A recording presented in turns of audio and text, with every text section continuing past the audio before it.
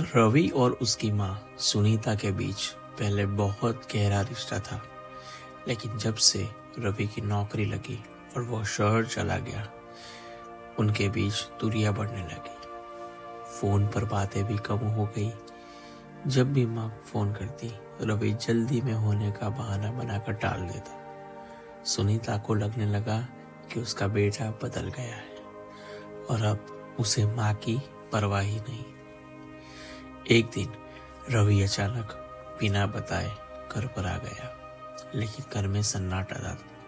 माँ पूजा के कमरे में बैठी थी। उनके चेहरे पर उदासी साफ झलक रही थी। रवि ने माँ से बात करने की कोशिश की, लेकिन सुनीता ने ठंडे स्वर में कहा, अब क्यों आए हो? तुम्हारे पास हमारे लिए समय कहाँ है? रवि चौंक गया और बोला, माँ आप ऐसा क्यों बोल रही हो?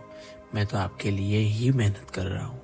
माँ की आंखों में आंसू आ गए। उन्होंने कहा, बेटा पैसा और काम जरूरी है, लेकिन माँ के भी लिए तुम्हारी आवाज और साथ ही सबसे बड़ी दौलत है। तुमसे बात किए बिना मेरा मन खाली खाली लगता है। मैं तुम्हें रोकना नहीं चाहती, बस चाहती हूँ कि तुम मुझे भूलो मत। रवि को अपनी गलती का एहसास हुआ। उसने माँ का हाथ पकड़ा और कहा, माँ मुझे माफ कर दो। मैंने काम के चक्कर में आपको नजरअंदाज किया।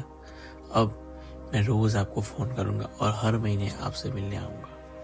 माँ की आंखों में खुशी के आंसू थे। उन्होंने बेटे को गले लगाते हुए कहा, बेटा सिर्फ तुम्हारी आवाज ही मेरी जिंदगी की सबसे बड़ी खुशी है।